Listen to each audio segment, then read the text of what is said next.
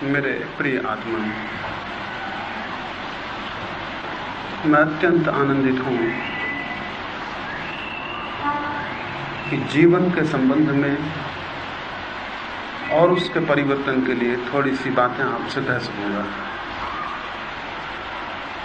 इसके पहले कि मैं कुछ बातें आपको कहूँ, एक छोटी सी कहानी से चर्चा को प्रारंभ करूँगा। एक बहुत अंधेरी रात में एक अंधा आदमी अपने एक मित्र के घर मिलने गया था। जब वो वापस लौटने लगा तो रास्ता अंधेरा था और अकेला था। उसके मित्र ने कहा कि मैं एक लालटेन हाथ में दिए देता हूं ताकि रास्ते पर साथ दे। वो अंधा आदमी बोला, मेरे लिए लालटेन का क्या उपयोग होगा? मेरे लिए तो हाथ में लालटेन हो तो और ना हो तो दोनों हालतों में रास्ता अंधेरा है। फिर भी उसके साथी ने कहा, लालटेन लेते ही जाओ, तुम्हारे लिए तो प्रकाश नहीं होगा, लेकिन कम से कम दूसरे लोग समझ सकेंगे कि तुम रास्ते पर हो और वो टकराने से बच जाएंगे। वह अंधा आदमी उस लालटेन को लेके गया, लेकिन थोड़ी देर बाद ही एक दूसरा आदमी उससे टकरा गया। तो संध्या आदमी ने पूछा, क्या बात है? क्या मेरी लालटेन बुझ गई है? वो दूसरा व्यक्ति बोला, मुझे कुछ दिखाई नहीं पड़ता, लालटेन तो मैं भी लिए हुए हूं, मैं अंधा हूं। तो दोनों ही अंधे थे और दोनों के हाथ में लालटेन थी, लेकिन दोनों टकरा गए और गिर गए। हमारी दुनिया की स्थिति करीब करीब ऐसी हो गई है, सबके पास अच्छे विचार हैं, सबके पास अच्छे ख्याल हैं, सभी को पता है कि ठीक क्या है, लेकिन आंखें न होने से हम सब टकरा जाते हैं और गिर जाते हैं। ऐसा आदमी खोजना मुश्किल है जिसे ये पता ना हो कि ठीक क्या है। सद्विचार सभी को पता है, लेकिन आंखें न होने से उनका कोई मूल्य नहीं है और वो अंधेरे में अंधे के हाथ में प्रकाश की तरह सिद्ध होते हैं। दुनिया में सत्पुरुषों की भी कोई कमी नहीं है, वे भी हमेशा पैदा होते हैं, उनके विचार भी लोगों को उपलब्ध होते हैं, लेकिन हमारे पास आते आते वे विचार निष्प्राण हो जाते हैं और हमारे लिए उनका कोई उपयोग नहीं हो पाता। उसका एक ही कारण है, और उसका कारण यह है कि अगर हमारे पास आंखें ना हो तो प्रकाश का कोई अर्थ नहीं होता है। इसलिए आज की इस दोपहर मैं आपको कोई अच्छे विचार दूं, इसका कोई मतलब ना होगा। अच्छे विचार तो बहुत हैं, और मैंने एक अरबी कहावत सुनी है, बड़ी अद्भुत कहावत है, जिसमें यह कहा गया है कि नरक का रास्ता अच्छे विचारों से पटा हुआ है।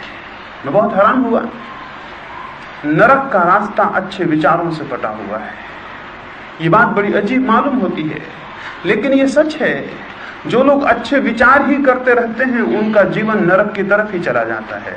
अच्छे विचार पर्याप्त नहीं है, अच्छे विचारों का कोई मूल्य नहीं है। अच्छे विचारों का मूल्य तो तभी है जब हमारे पास ऐसी आंख हो कि वे विचार हमारे आचरण और जीवन में फलित हो जाएं। ये भी लोग कहते हैं कि अच्छे विचारों का हमें जीवन में उतारना चाहिए, आचरण करना चाहिए, लेकिन ये भी करीब करीब वैसी ही बात है जैसे हम किसी बीमार आदमी से ये कहें कि तुझे अपनी बीमारी छोड़ देनी चाहिए। बीमार आदमी को ये कहने से क्या फायदा होगा कि तुम अपनी बीमारी छोड़ दो? बीमारी छोड़ी नहीं जाती, बीमारी का तो उपाय होता है, औषधि होती है, उपचार होता है। वैसे ही बुरे जीवन के आचरण को छोड़ा नहीं जाता, बल्कि अंतस चेतना का उपचार किया जाता है, तो बुरा आचरण अपने आप छूट जाता है। एक बात मैं आपको कहूं, अच्छे विचारों को सोच सोच के कोई आचरण में नहीं ला सकता। आचरण विचारों से पैदा नहीं होता है। आचरण बहुत ही अलग बात है और उसके पैदा होने का रास्ता बहुत दूसरा है। अगर अच्छे विचारों से आचरण पैदा होता हो तो दुनिया सब आचारवान बन गई होती, क्योंकि अच्छे विचारों की कहां कमी है। वे तो अतिशय हैं, वे तो बहुत ज्यादा हैं, लेकिन उनसे कोई मतलब नहीं है। अगर हम बीमारों को यह समझाएं कि तुम अपनी बीमारी छोड़ दो, और अगर चिकित्सक केवल इतना समझाने का काम करें कि सबको अपनी बीमारी छोड़ देनी चाहिए, तो दुनिया बीमारों से भर जाएगी। उपदेश बहुत होंगे, लेकिन बीमारियां दूर नहीं होंगी। बीमारी को उपदेश से दूर नहीं किया जाता। ये तो बीमार भी जानता है कि बीमारी बुरी है और अलग होनी चाहिए, लेकिन बीमारी छूटती नहीं। उसकी तो औषधि होती है, उसका तो मार्ग होता है, उसका तो उपचार होता है। वैसे ही जिसे हम बुरा आचरण कहते हैं वो भी बीमारियों की तरह है। बुरा आचरण भी हमारे आंतरिक मन की बीमारियां हैं, और इन बीमारियों को भी छोड़ने का उपाय नहीं है। इन बीमारियों का भी इलाज हो सकता है, औषधि हो सकती है, ऐसी विधि हो सकती है कि ये विलीन हो जाएं। मेरा देखना यही है। मैं आपसे ये नहीं कहता कि आप बुरे काम छोड़ दें, बुरा आचरण छोड़ दें, जीवन से बुरी वृत्तियां छोड़ दें। मैं आपको ये कहता हूं, जैसे कि यहां अंधकार भरा हो, तो मैं ये नहीं कहूंगा कि अंधकार को निकाल के बाहर कर दें। मैं कहूंगा प्रकाश जलाएं, दिया जलाएं, अंधकार अपने से दूर हो जाएगा। जैसे अंधकार दूर हो जाता है प्रकाश के जलाने से, वैसा ही मनुष्य के आंतरिक जीवन में भी प्रकाश को जलाने का उपाय है। उसके जलते ही आचरण की बुराइयां दूर होनी शुरू हो जाती हैं। आज तक किसी मनुष्य ने बुराइयों को छोड़ा नहीं है, बुराइयां अपने से विलीन हो जाती हैं और गिर जाती हैं। ऐसा मनुष्य के आंतरिक जीवन में प्रयोग किया जा सकता है। मनुष्य की अंतश्चेतना को इस भांति प्रज्वलित किया जा सकता है, इस भांति प्रकाश से भरा जा सकता है, उसका सारा जीवन परिवर्तित हो जाए। ये जो मैं कह रहा हूं, ये जो मेरी दृष्टि है कि मनुष्य के भीतर कोई क्रांति और परिवर्तन हो सकता है जिससे उसका सारा आचरण बदल जाए, इसे विचार के समझ लेना जरूरी है। अगर ये हमारी समझ में ना आए तो ये होगा कि हम जीवन भर अच्छे विचार करेंगे और सोचेंगे अपने को बदलने की बात, लेकिन अपनी बदलाहट संभव नहीं होगी। अधिक लोग सारे जीवन पीड़ित होते हैं कि वे शुभ बन जाएं, भले बन जाएं, और वे जैसे थे वैसे ही समाप्त हो जाते हैं, क्योंकि उन्हें पता नहीं होता कि शुभ कैसे बना जाए। और जो लोग उपदेश देते हैं शुभ बनने का, वे भी केवल उपदेश देते हैं कि आपको शुभ हो जाना चाहिए, और अगर आप नहीं होते तो आप ही को कसूरवार ठहराते हैं, आपको ही दोषी ठहराते हैं। और उनकी लांछना यही होती है कि लोग हमारे विचारों को आचरण में नहीं लाते। मैं आपसे ये नहीं कहूंगा, आपका कोई कसूर नहीं है अगर आप विचारों को आचरण में ना ला पाते हो। कसूर इस बात का है कि आपको ठीक से पता नहीं, आपको इस बात का पता नहीं है कि आचरण के बदलने की कीमिया और पूंजी विचार नहीं है। आचरण को बदलने की कीमिया और पूंजी कुछ और है। वो विचार न होकर उसका नाम योग है। वो आपके सोच विचार से संबंधित नहीं, बल्कि आपकी अंतश्चेतना को बदलने का एक विज्ञान है। वो विज्ञान अगर थोड़ा सा समझ में आ जाए तो आप अपने में क्रांतिकारी फर्क होते अनुभव करेंगे। अचानक आपको दिखाई पड़ेगा आपका जीवन दूसरा होने लगा। कुछ दिन हुए एक व्यक्ति मेरे पास आए और उन्होंने मुझे कहा कि मैं कुछ बातें छोड़ना चाहता हूं जीवन भर से, लेकिन छोड़ नहीं पाता हूं। मैंने उनसे कहा, कभी ऐसे लोगों ने जो कुछ छोड़ना चाहते हैं वे लोग कभी कुछ नहीं छोड़ पाए हैं, इसलिए आप बहुत परेशान ना हो। वे बोले, लेकिन ये बातें ऐसी हैं कि मुझे छोड़ना ही है, मेरा सारा जीवन नष्ट हुआ जाता है। उन्होंने मुझे कहा कि मुझे तो इतनी परेशानी है, लेकिन मैं शराब पिए चला जाता हूँ। मैं इसे छोड़ना चाहता हूँ और आज 10 वर्षों से लड़ रहा हूँ, और जितना लड़ता हूँ उतना ही मैंने पाया ये बढ़ती चली जाती है, ये छूटती नहीं है। मैंने उनसे कहा, इस जीवन में पूरे लड़ते रहे तब भी ये छूटेगी नहीं, इसकी फिक्र छोड़ दें, कुछ और करें। मैं उन्हें अपने निकट बुलाया और मैंने उनसे कहा, कुछ प्रयोग करें अपने मन पर, क्योंकि मैंने कहा कि वो आदमी शराब पीता है जो आदमी अशांत होता है, दुखी और पीड़ित होता है। जो आदमी आनंदित है वो कभी नशा नहीं करेगा, असंभव है। दुनिया जितनी दुखी होती जाएगी उतनी दुनिया में नशा बढ़ता चला जाएगा। दुख होगा, नशा स्वाभाविक है, उसका परिणाम है। आनंद होगा, नशा असंभव है, उसका कोई कारण, उसकी कोई जरूरत नहीं रह जाती। मैंने उनसे कहा, नशे को छोड़ने की फिक्र छोड़ दें, शांत और आनंदित होने का उपाय करें। उन्होंने कुछ साधना शुरू की शांत होने के लिए, और 3 महीने बाद उन्होंने मुझे आके कहा, मैं तो हैरान हूं, आज मुझे कोई कहे कि पियो तो मेरी समझ में नहीं आता कि मैं पहले कैसे पीता रहा, अब तो मैं नहीं पी सकता हूं, अब तो शराब छूना भी मुझे असंभव है। सारी दुनिया पीड़ित है इस बात से। हम कुछ चीजों को छोड़ना चाहते हैं, लेकिन हम इस बात को नहीं समझ पाते कि उनकी जड़ें कहाँ हैं। उन्हें छोड़ने के लिए उनके मूल कारणों को तोड़ने की हम बात नहीं विचार कर पाते, और हम करीब करीब ऊपर सारी चेष्टा करते हैं। जैसे कोई व्यक्ति किसी पौधे को नष्ट करना चाहता हो, उसकी शाखाओं को काट दे, पत्तों को गिरा दे, तो क्या होगा? कोई शाखाएं काट देने से और पत्ते गिरा देने से वृक्ष नष्ट नहीं होगा, बल्कि जितना वो काटेगा उतनी नई शाखाएं निकलने लगेंगी, उतनी ज्यादा शाखाएं निकलने लगेंगी। और तब वो घबराएगा कि मैं रोज वृक्ष को काटता हूं और ये तो वृक्ष है कि बढ़ता चला जाता है। बुराई का वृक्ष इस तरह बढ़ता है कि हम उसकी शाखाएं काटते हैं और उसकी जड़ों को नहीं जानते। इसलिए पूरे जीवन कोशिश करने के बाद भी आदमी बुराई से मुक्त नहीं हो पाता। मैं कुछ उन जड़ों की बात आपसे करूं जिनको काटने से बुराई गिर जाती है, जिनको काटने से बुराई रह ही नहीं सकती। और उसमें से प्रधान जो जड़ है, जो मनुष्य अपने अंतस में जितना दुखी होता है उतना उसका जीवन बुरा होता चला जाता है, और जो मनुष्य अपने अंतस में जितने आनंद को उपलब्ध होता है उतना उसका जीवन शुभ होता चला जाता है। लोग सोचते हैं कि शुभ होने से आनंद उपलब्ध होगा, और मैं सोचता हूं कि आनंद उपलब्ध होगा तो जीवन शुभ हो जाता है। जो व्यक्ति भीतर आनंदित है उसके लिए असंभव होता है कि वो किसी को दुख दे सके।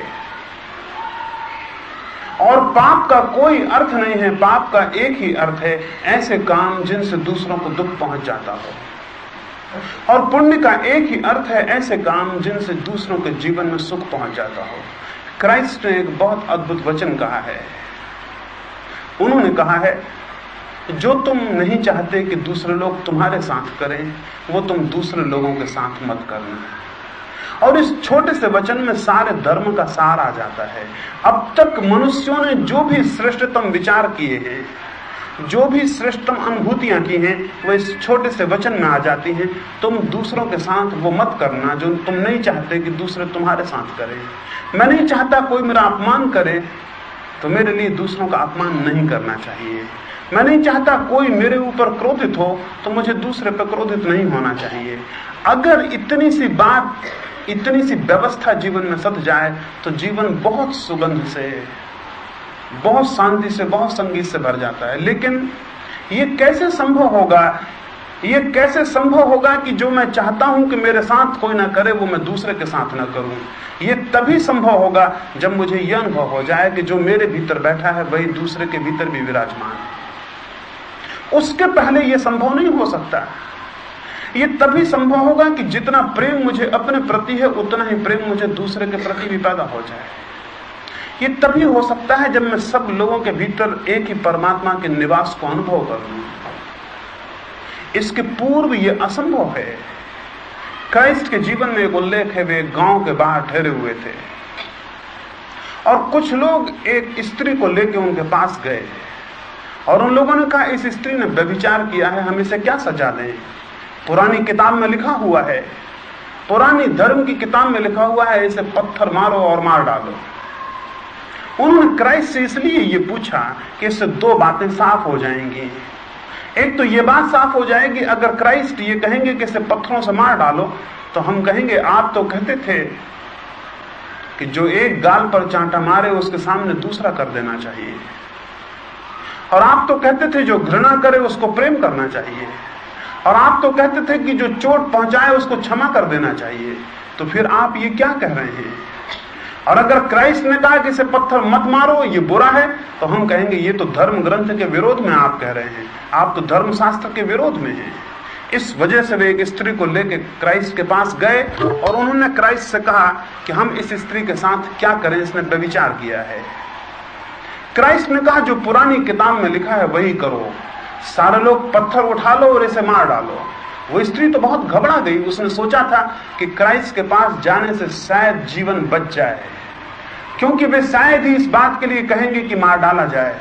लेकिन जब उन्होंने कहा कि सारे लोग पत्थर उठा लो और इसे समाप्त कर दो, तो वो स्त्री घबरा गई। सारे लोगों ने पत्थर उठा लिए और वे सारे लोग मारने को थे, तब क्राइस्ट ने कहा एक क्षण ठहरो, वो आदमी सबसे पहले पत्थर मारे जिसने कभी व्यभिचार न किया हो या व्यभिचार का विचार न किया हो। उस पूरी भीड़ में एक भी आदमी ऐसा नहीं था जिसने व्यभिचार न किया हो या व्यभिचार का विचार न किया हो। क्राइस्ट ने कहा वो आदमी पत्थर मारने का हकदार नहीं होगा।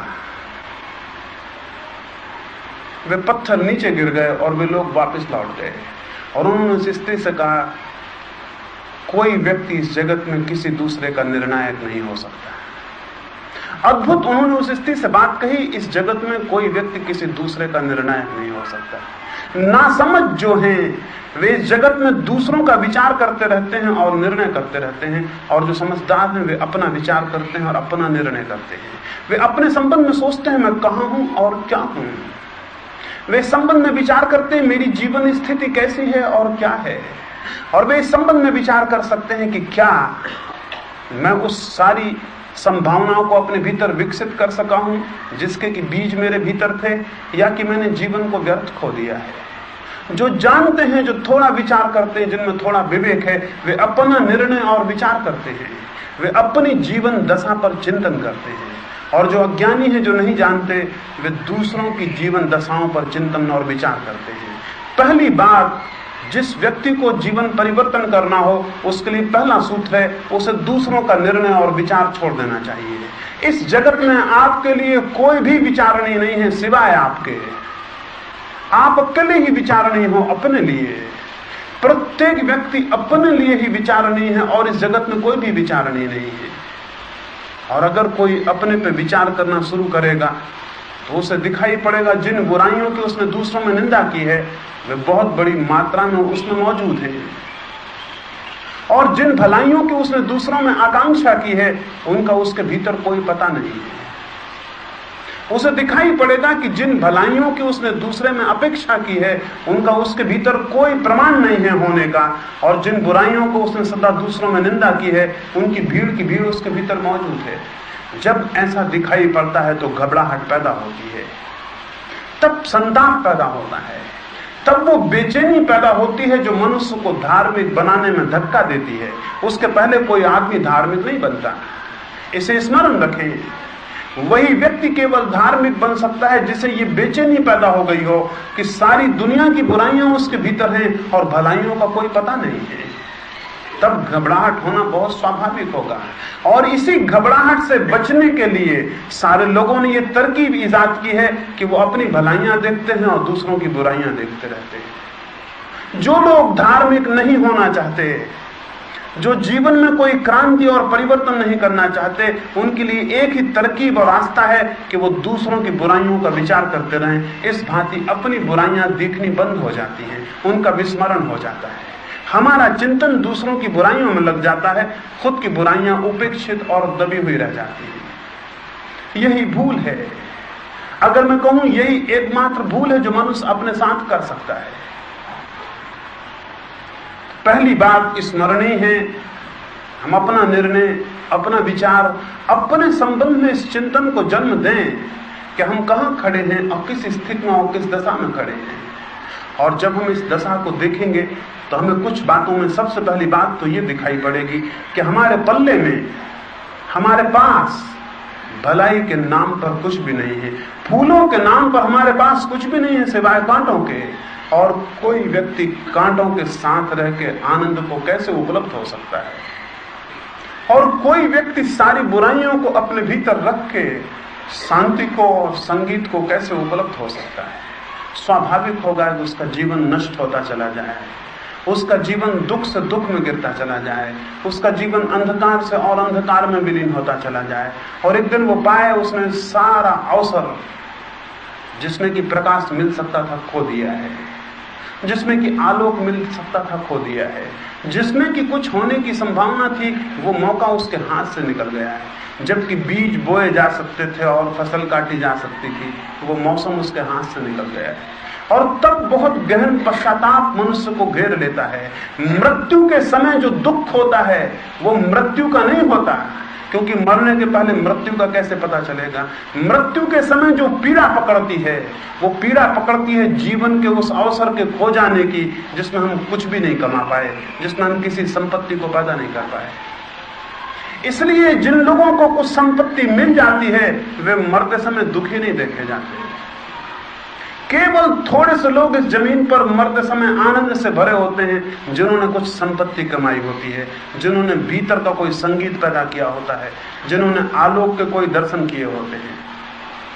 एक बहुत प्राचीन फकीर ने कहा है कि मृत्यु के समय पता चल जाता है कि जीवन कैसा था। मृत्यु उघाड़ देती है कि जीवन कैसा था। जिसकी मृत्यु आनंद से भरी हो, जानना चाहिए जीवन सार्थक हुआ। और जिसकी मृत्यु दुख से भरी हो, जानना चाहिए जीवन व्यर्थ गया। ये तो अभी हम पहचान सकते हैं। अगर इसी क्षण आपकी मृत्यु हो तो क्या होगा? अगर आप ये विचार करें कि इसी क्षण मेरी मृत्यु हो जाए तो क्या होगा? क्या उस समय आपके हाथ में कुछ होगा? क्या आपकी कोई संपदा होगी, कोई उपलब्धि होगी? कुछ होगा जो आपको लगेगा कि मेरे साथ है, मैंने कुछ कमाया है। अगर नहीं कुछ होगा तो बहुत दुख घेर लेगा। मृत्यु का दुख नहीं है वो आंतरिक दरिद्रता का दुख है। और जो आंतरिक रूप से समृद्ध होते हैं उन्हें वो दुख नहीं घेरता। नानक एक गांव में एक दफा मेहमान हुए थे। वे यात्रा में थे और एक गांव में ठहरे। एक बहुत बड़े धनपति ने उनको आके कहा कि मेरे पास बहुत संपत्ति है और मरने का समय मेरा करीब आ गया, इस सारी संपत्ति को मैं धर्म में लगा देना चाहता हूं। नानक ने नीचे से ऊपर तक उस व्यक्ति को देखा और कहा, तुम तो बहुत दरिद्र मालूम होते हो, तुम्हारे पास कोई संपत्ति नहीं दिखाई पड़ती। वह आदमी बोला, मैं सीधे साधे लिबास में हूं, इसलिए आप समझे नहीं, मेरे पास बहुत है। नानक ने कहा, मुझे तो कुछ भी नहीं दिखाई पड़ता, मेरे पास हजारों लोग आते हैं, मैं उनकी आंखों में देख के समझ जाता हूं उनके पास कुछ है या नहीं। तुम्हारे पास कुछ भी दिखाई नहीं पड़ता। वो बोला, आप मुझे आज्ञा दें तो पता चले कि मेरे पास कुछ है या नहीं। कोई काम मुझे बताएं जिसमें मैं अपनी संपत्ति को लगा दूं। नानक ने एक छोटी सी सुई उसे दे दी और कहा, इसे मरने के बाद मुझे वापस लौटा देना। तो बिल्कुल पागलपन की बात हो गई। अगर मैं आपको एक सुई दे दूं, छोटी सी चीज है, छोटी से छोटी चीज है इस जगत में, उससे छोटा और क्या होगा, वो आपको मैं दे दूं और कहूं कि मरने के बाद मुझे वापस लौटा देना, तो सुई तो बहुत छोटी है, काम बहुत बड़ा हो गया। वो आदमी वहां तो कुछ भी नहीं कह सका क्योंकि उसने खुद काम मांगा था, लेकिन वो रास्ते पर सोच के लौटा कि नानक या तो पागल है या इसने खूब मजाक किया। रात भर उसने सोचा कि सुई को मरने के बाद कैसे ले जाएंगे, लेकिन कोई उपाय उसे समझ में नहीं आया। उसने बहुत तरह से मुट्ठी बांधने का विचार किया, लेकिन सब तरह की बांधी हुई मुट्ठियां मृत्यु के इसी पार रह जाती हैं, उस पार कोई मुट्ठी नहीं जाती। उसने सब तरह के उपाय सोचे, लेकिन कोई उपाय कारगर नहीं होता था। वो सुबह 4 बजे लौटा और नानक के पैर पड़े और कहा, ये सुई वापस ले लें, कहीं उधारी मेरे ऊपर न रह जाए, इसे मैं मृत्यु के बाद वापस नहीं लौटा सकूंगा। नानक ने कहा, तुम्हारी संपत्ति का क्या हुआ, साथ नहीं पड़ती? तुम्हारी शक्ति का क्या हुआ, साथ नहीं देती?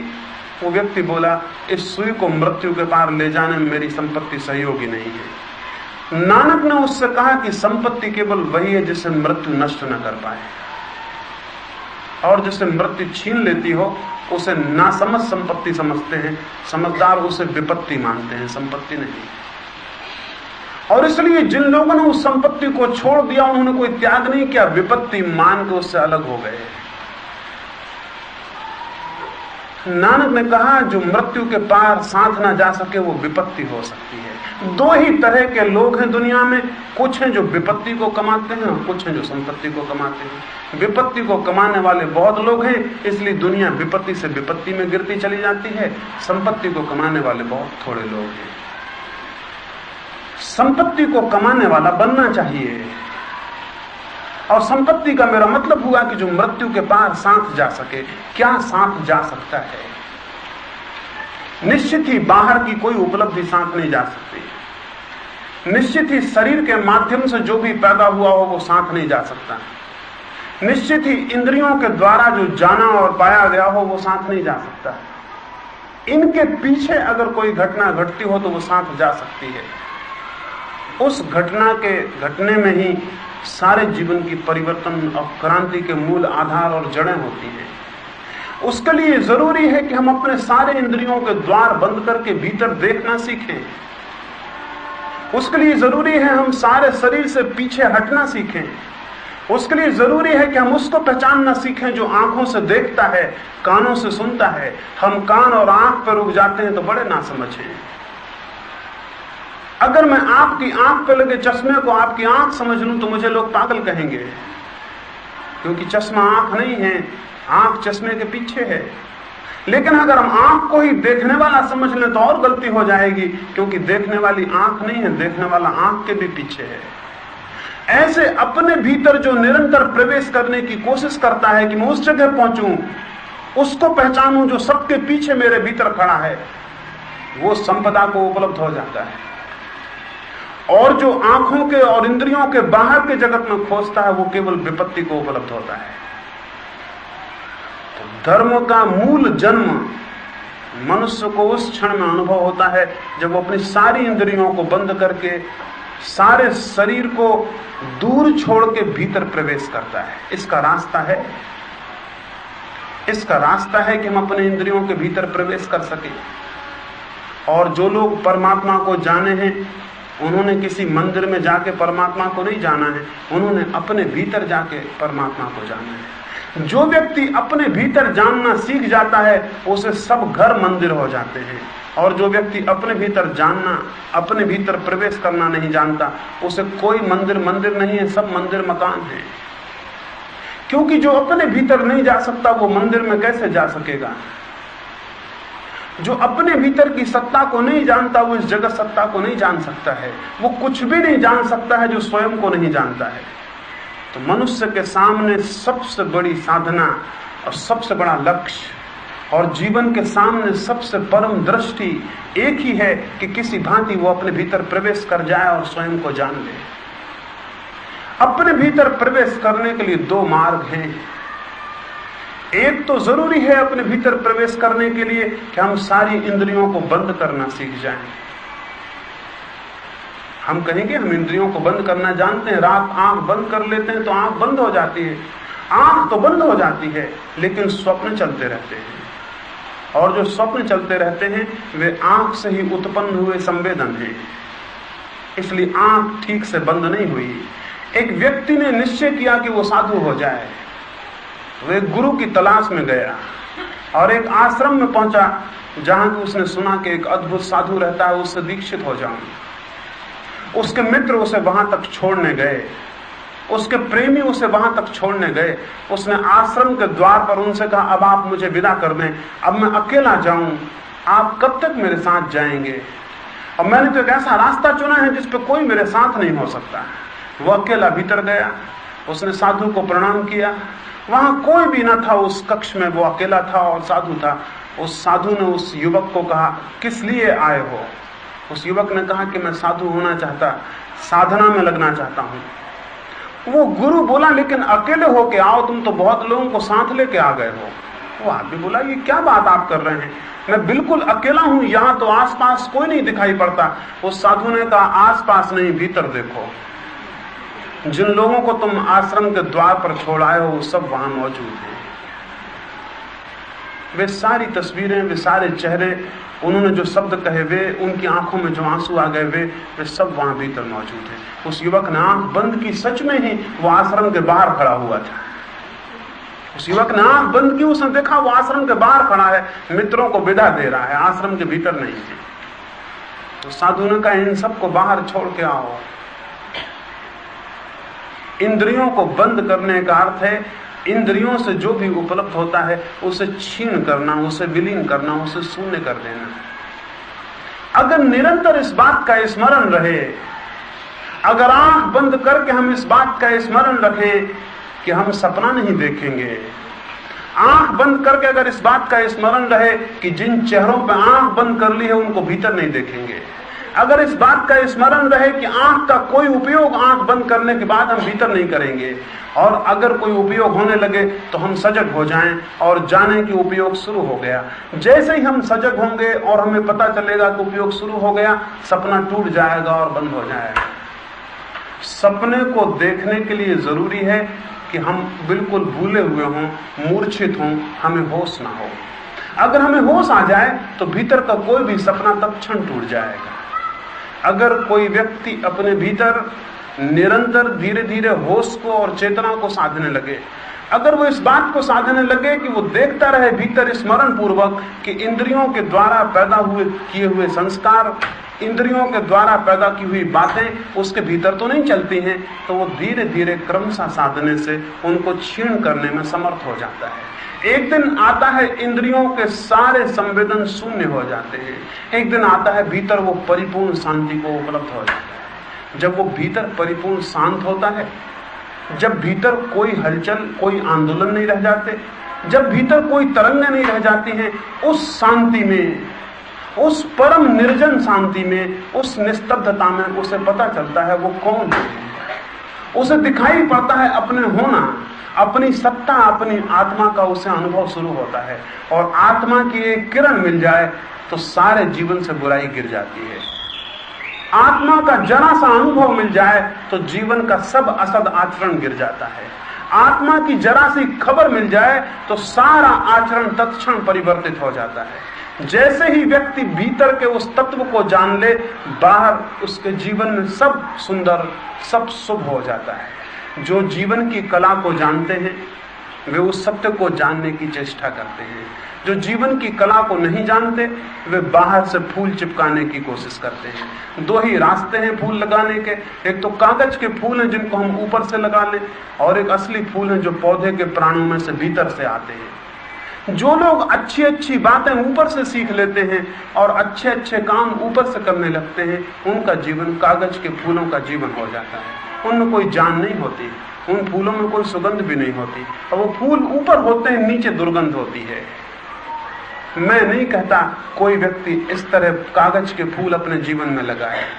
मैं तो ये कहता हूं कि असली फूल लाने हैं तो इतने जल्दी नहीं होगा। असली फूल जरा मुश्किल से आते हैं, बीज बोने पड़ते हैं, वर्षों प्रतीक्षा करनी होती है, वर्षों उन पर पानी डालना होता है, धूप की व्यवस्था करनी होती है, बाढ़ लगानी होती है कि कोई उन्हें नष्ट ना कर दे, और तब बड़ी मुश्किल और बड़ी प्रतीक्षा से, बड़ी मुश्किल और बड़ी प्रतीक्षा से अंकुर आते हैं, पौधे बड़े होते हैं, उनमें कलियां लगती हैं, और तब कहीं फूल बनते हैं। ये जड़ों से आए हुए फूल होते हैं। जो व्यक्ति अपनी इंद्रियों को पीछे छोड़कर, शरीर को पीछे छोड़कर भीतर प्रवेश करने की चेष्टा करता है, वो एक तरह की बागवानी कर रहा है असली फूल लाने की। जब उसे भीतर की किरण मिलेगी, जब उसे अंतस का दर्शन होगा, जब उसे वहां आलोक का स्रोत उपलब्ध होगा, तब बीज फूटेगा और अंकुर निकलेंगे, और उसके बाहर के जीवन में असली फूल आने शुरू हो जाएंगे। असली फूल आ जाएं तो जीवन आनंद हो जाता है। और वैसा आनंद पाए बिना जो व्यक्ति इस जगत को छोड़ देता है, उसके दुर्भाग्य का अंत नहीं है। वे लोग बहुत अभागे हैं, बहुत दुर्भाग्य से भरे हुए हैं, जिन्होंने इस जगत को असली फूलों को पाए बिना छोड़ दिया। वे खुद भी कोई सुगंध और सुवास नहीं जान सके, और उनके द्वारा दूसरों को भी कोई सुवास और सुगंध नहीं मिल सकी। जिस व्यक्ति को अपने मनुष्य की थोड़ी गरिमा है, जिस व्यक्ति को अपने भीतर की मनुष्यता का थोड़ा सा गौरव है, उसे ये संकल्प कर ही लेना चाहिए कि मृत्यु के पहले असली फूलों की सुगंध उपलब्ध कर लेना आवश्यक है। जो बहुत गहरा संकल्प करता है, जो बहुत बात हमें संकल्प के संबंध में बतानी है, उन्हें एक खेत में ले गया। उसके शिष्यों ने कहा बात बतानी है तो यही बता दो। उस फकीर ने कहा कि खेत में बताना आसान होगा, तुम चलो। वो अपने सारे शिष्यों को लेकर खेत में गया। वहां से देख के हैरान हुए, बहुत बड़ा खेत था, उसमें कई बड़े बड़े गड्ढे थे। उस फकीर ने पहले गड्ढे के पास ले जाके बताया, इस खेत का मालिक बिल्कुल पागल है। उसने पूरा खोदना चाहा, उसमें 10-15 हाथ गहरी जमीन होती, कहीं देखे कि पानी नहीं निकलता, उसने दूसरा गड्ढा खोदा। 10-15 हाथ जमीन उसने फिर खोदी, फिर ये देख के पानी नहीं निकलता, उसने तीसरा गड्ढा खोदा। ऐसे 8 गड्ढे खोदे जा चुके हैं, मालिक अब 9वां गड्ढा खोद रहा है। उस फकीर ने कहा ये संकल्पहीन आदमी का लक्षण है। अगर उसने एक ही गड्ढा खोदा होता और इतनी सारी शक्ति उसमें लगा दी होती तो पानी कितना ही गहरा क्यों न होता, मिल जाना सुनिश्चित था। हम में से अधिक लोग जीवन के खेत में अलग अलग छोटे छोटे गड्ढे खोदते रहते हैं और अंत में पाते हैं कोई पानी उपलब्ध नहीं हुआ। कैसे पानी उपलब्ध होगा? पानी उपलब्ध होगा, सारी शक्तियां एक ही बिंदु पर इकट्ठी लग जाएं और खुदाई शुरू हो, तब होगा। अगर कोई व्यक्ति सारी शक्तियों को एक ही बिंदु पर लगा ले और खुदाई शुरू कर दे तो पानी पर क्षण उपलब्ध हो सकता है, उतनी शक्ति की ऊर्जा में पानी दूर नहीं रह जाता। और जिसकी प्यास गहरी होती है, परमात्मा उससे निकट आ जाता है। मैं एक सूत्र आपको अंत में कहूं, जो परमात्मा की ओर पूरी प्यास से एक कदम चलते हैं, परमात्मा उनकी तरफ 1000 कदम चलता है। जो सत्य की तरफ गहरे रूप से प्यासे होते हैं, सत्य उनकी तरफ प्रवाहित होने लगता है। प्यास खींचती है प्रभु को, और प्यास हो, संकल्प हो, तो जीवन में कुछ हो सकता है। भीतर प्रवेश का उपाय हो तो जीवन परिवर्तित हो सकता है, और एक अत्यंत सुवासित जीवन को पा लेने से ज्यादा धन्यता और कुछ भी नहीं है। प्रभु करे आपके जीवन में कोई ऐसी बात घटे कि वो सच्चे फूलों से, असली फूलों से भर जाए, ये भी कामना करता हूँ। सबके भीतर बैठे हुए परमात्मा को मेरे प्रणाम दें, और इन बातों को इतने